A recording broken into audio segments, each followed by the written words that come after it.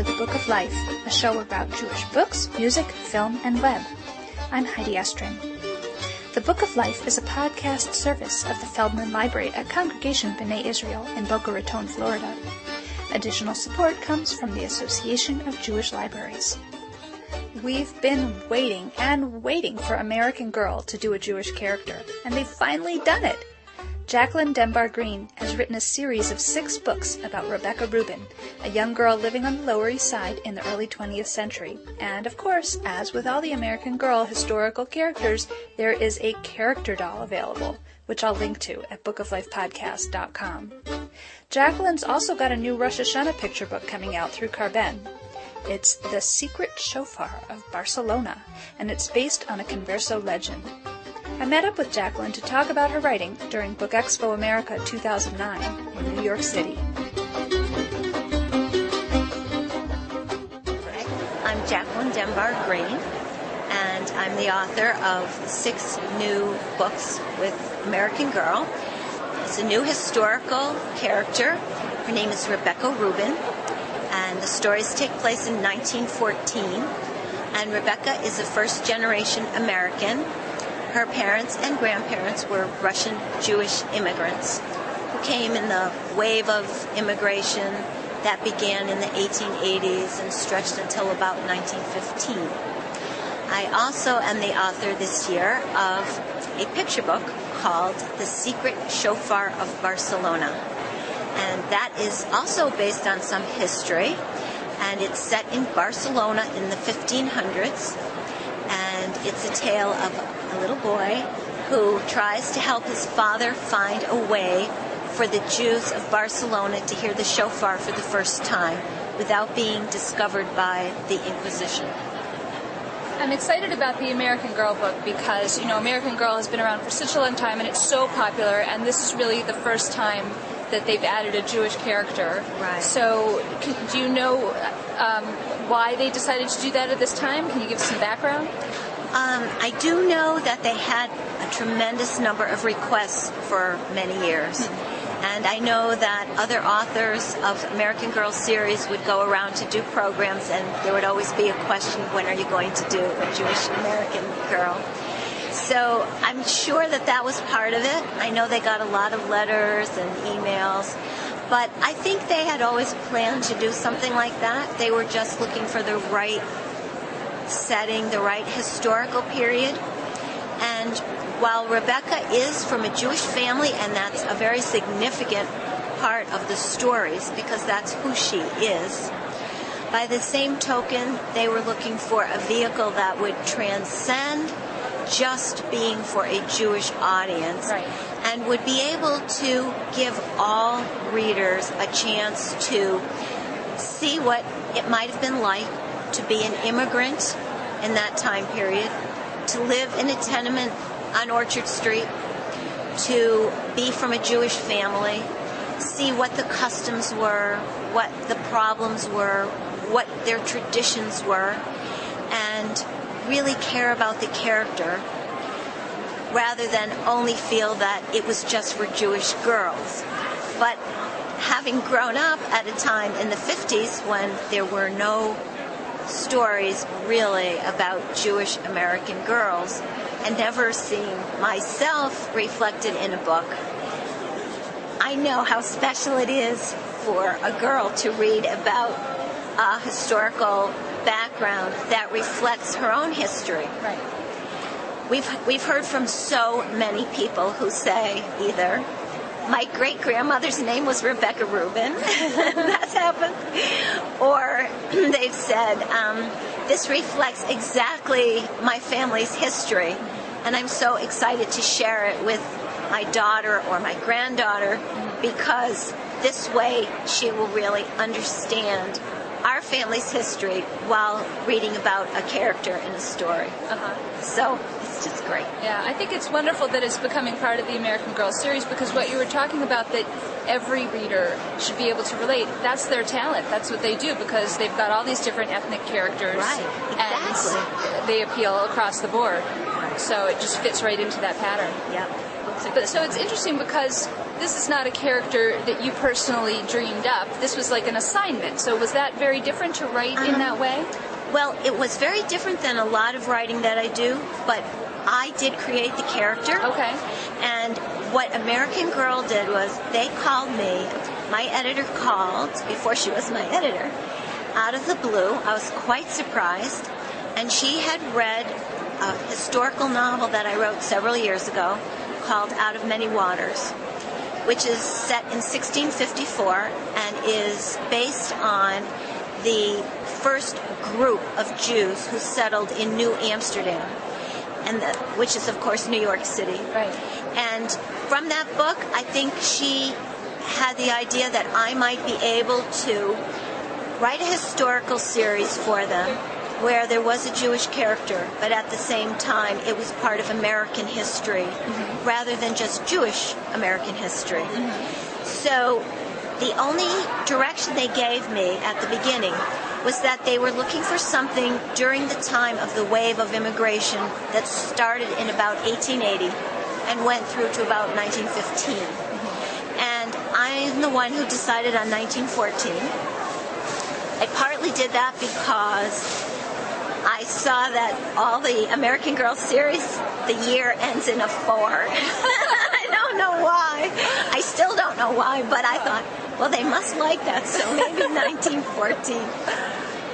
I thought that 1884 or even 1894 would be too soon because I wanted a family that had already come to America, had become at least partly assimilated, and had moved from the hardest part of their life, perhaps in the Orchard Street area, living in a crowded tenement, working in a sweatshop, and had moved ahead just a little bit so that I could show a background of what they had gone through, while at the same time showing that there was so much promise and opportunity in America.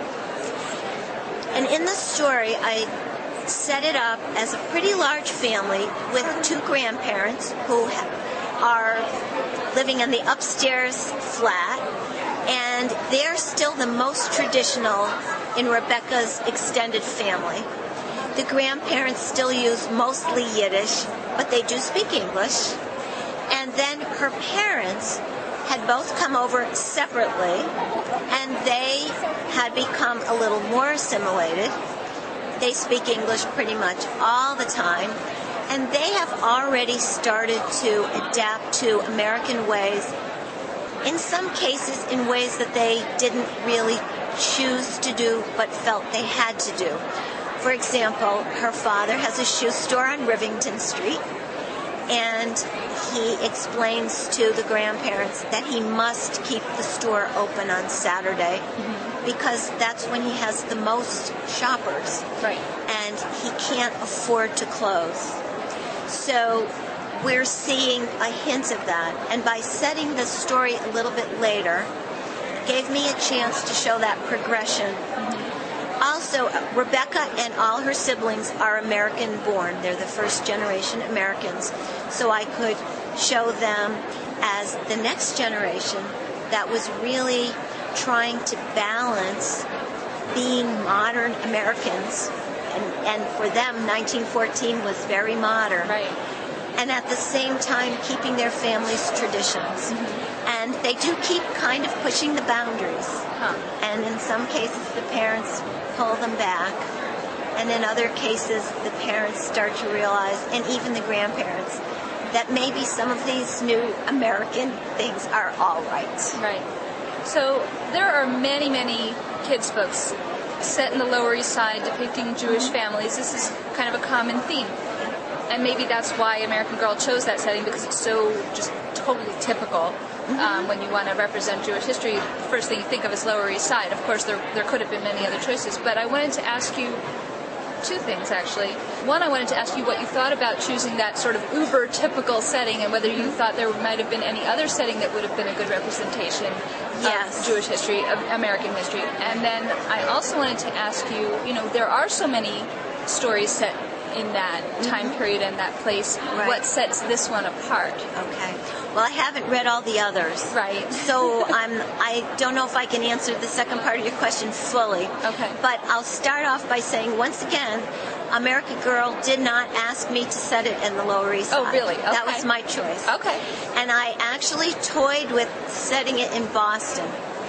And the reason was, as I was doing the background research about the immigrants coming through Ellis Island, I learned that at certain times when Ellis Island was so crowded that they simply couldn't handle another ship. Sometimes ships were made to wait offshore for 2 or 3 days or longer before they could even get closer to unload the immigrants. Sometimes they diverted the ship to Boston, and that's how a lot of Jewish immigrants came to Boston, and Italian immigrants. Of course, Boston had a huge Italian population. The whole North End is all Italian, and the West End was pretty much Jewish. And I thought about doing that. I really considered it very carefully and thought at first I would do that. But the more I read and the more I learned about it, the more I felt as though that would be showing something that was out of the ordinary.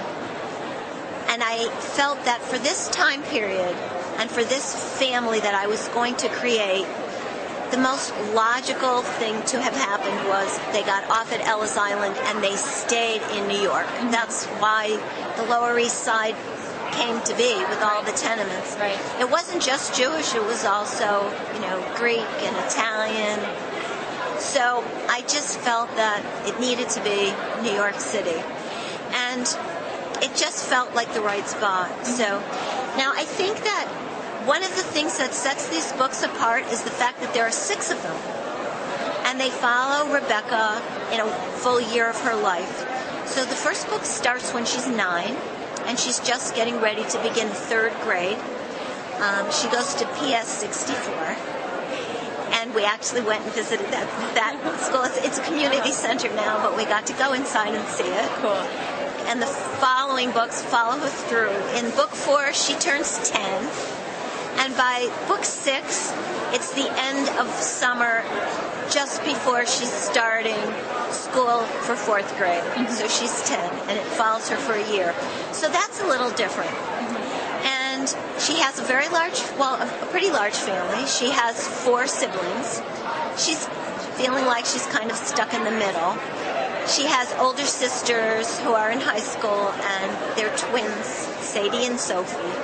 And of course, she thinks they get to do everything, and she gets to do nothing. And then she has an older brother, Victor, who's just ready for his bar mitzvah, and he's getting a lot of attention. And then she has a younger brother, Benny, who's 5, and everybody thinks he's just too adorable for words. So she feels she gets ignored a lot. And one of the reasons I made her a rather dramatic character is I just thought that, what do you do when you think everybody ignores you? You're outgoing. You're personable. You're dramatic. You want to say, look at me. I exist. I'm here. Pay attention. And so it just seemed like the right family for her and the right spot for her. So I don't know if that's been done in the other books or what kind of families there are, but that's why I set her that way. Also, because of her Jewish background, I was able to work in some Jewish tenets. For example, the idea of Rachmanis, compassion. She's a very compassionate young lady. She really looks around and sees things that need to be addressed, and she cares about them. But at the same time, she's not a little angel running around doing good in the world. She's a typical 9-year-old girl who also wants to be sometimes the center of attention. Sometimes she simply wants something because she really wants it. And she's torn. Do I do this for myself, or do I give it up for somebody else or for something else? And that is not an easy decision for anybody to make at any stage of their life. while sometimes in hindsight it looks easy, in general it's not always so easy. And she's a little girl. She's learning.